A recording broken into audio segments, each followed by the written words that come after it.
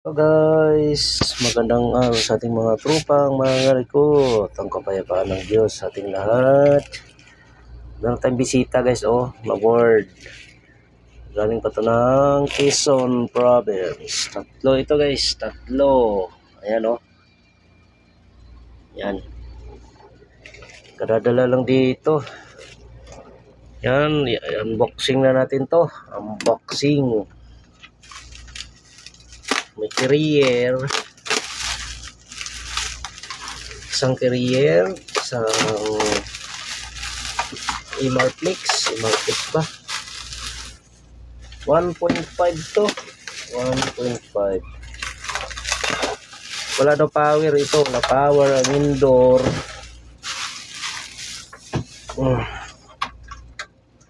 Dahil walang power ang indoor, indoor lang ang galawin natin. Hindi na yung outdoor. Dahil walang power, check natin to. Ayan, walang power nga. Dahil sumabog to. Sumabog yung regulator niya. Power IC. Alam na natin guys kung ano yung problema.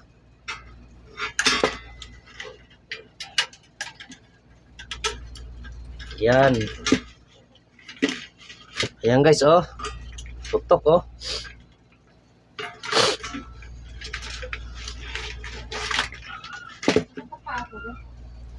Dahil putok yan, check natin yung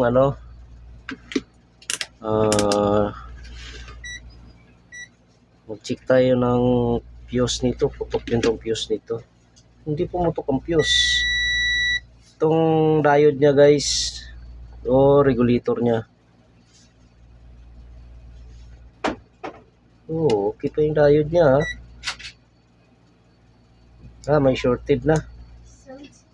Pero bunutin ko muna yung power IC nya.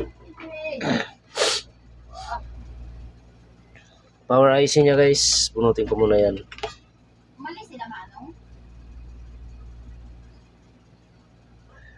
Hintayin natin na nagpainit lang ako ng soldering. May parts tayo nito na power IC. Tapos itong Emarflex, isunod natin to. Isa-isa lang muna kasi mahirap.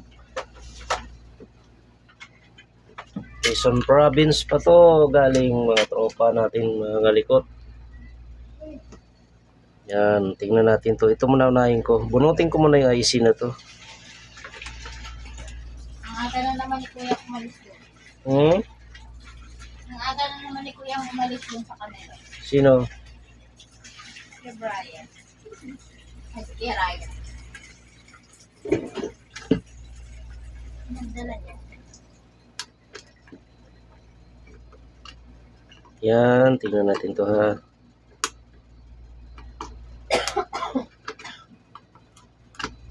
Sabog ang guys, power IC.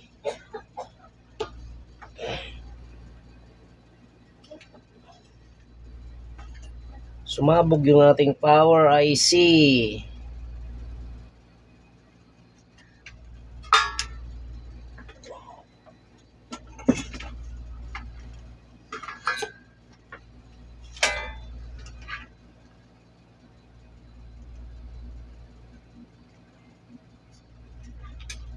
Natin to.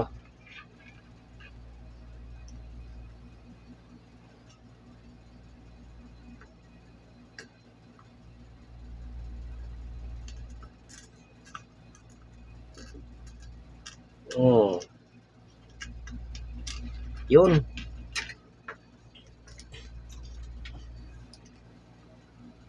Tingnan IC niya guys, sabog.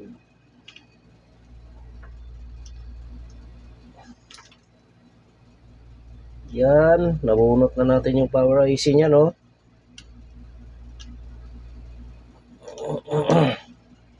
Ngayon, i-check muna natin ulit yung kanyang diode. Itong diode na to, ito yung primary niya. Ito, good kaya to. Nag-open na rin yung kanyang 5.6 na resistor. Ito yung fusible resistor niya. Okay, wala namang short.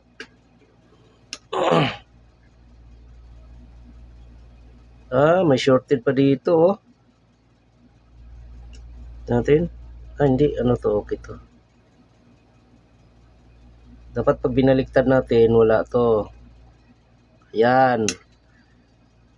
Yun lang talagang shorted, guys. Yung ano niya. Yung kanyang power IC. Pumutok yun, guys. Dapat i-check natin yung chopper. Dapat mag-check tayo kung open.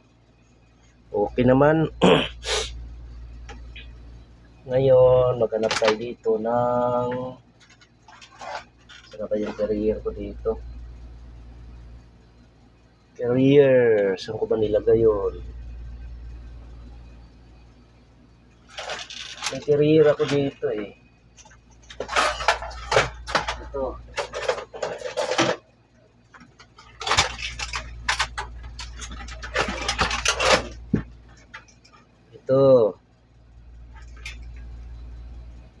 Ito, kunin natin tong ano ba tong value nito? 5.6 fusible resistor lang naman ito eh. Palitan natin yan. Bunutin ko muna yung resistor.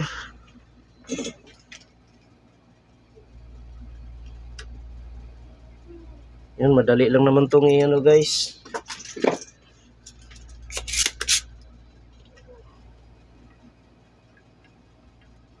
Ito.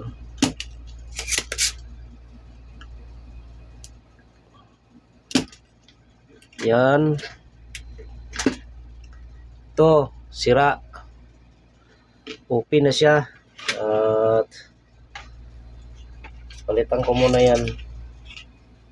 Meron tayo dito. Fusible resistor.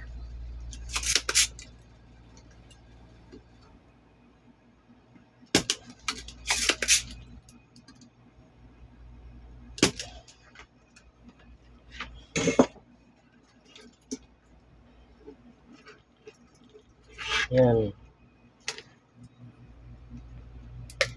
Ito guys, oh. Pwede na to. Mataba lang siya. Pero carrier din to. Binunot ko. Carrier. Yan. Testingin ko nga kung meron. Ito yung binunot ko guys. Galing dito. Open, oh. Ito yung ayan. Good. Ipapalit natin dito. Yan. Hindi naman sumabog yung kanyang fuse. Kaya minor lang yung nasira sa kanya. Alright. Tapos power IC natin. Hanap tayo. Ito. Itong power IC niya guys. Ito. LNK 3066 in. Ito yan guys. Ito ang power IC niyan. Yan. Okay, palitan na natin to. Tingnan natin kung matsambahan. Tingnan natin kung matsambahan.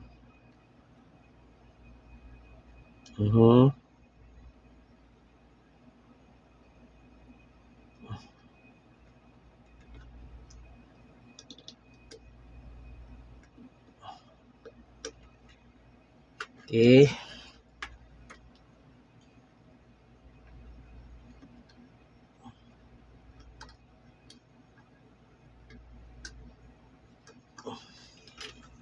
Ayan. Mahinang na guys. Ngayon i-check natin yung power supply niya. Kung wala tayong madidetect na short. Okay, wala naman. Ng Diyos naman wala. Ayos. I-testing na lang natin to guys kung sumabog. Yan, tingnan ko muna ha. Testingin ko muna to. Check ko muna kung magpa-power to. Dito lang naman yung ilaw niya, oh. Ito, receiver niya. Yan.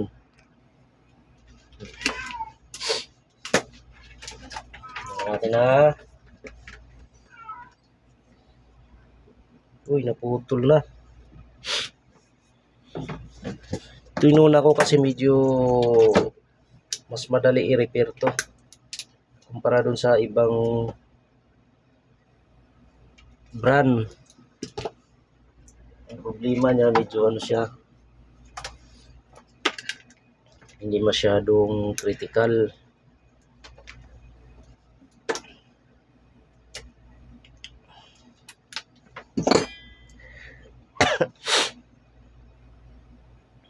Ayusin ko, mag-ano lang ako ng wire guys, iayos ko lang. Ayan, tipang ko lang to. Shout out pala sa ating mga tropang mga ngalikot. Ingat na palagi guys. At masama din ang panahon. Yan. Masama ang panahon.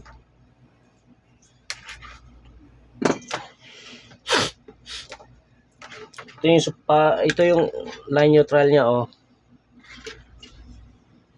Tingnan natin to. Ito natin kung mag-power. Yan. Ito nga.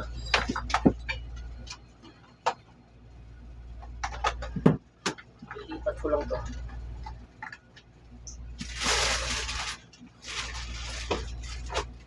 Tingnan natin guys kung mag-power na to. Fire in the hole. Yun. May tao na guys, oh. Oh. Oh, standby na siya. May power na yung ating board. Ayos. Salamat sa Diyos. Nakasamba na naman tayo. Nakaisa na tayo.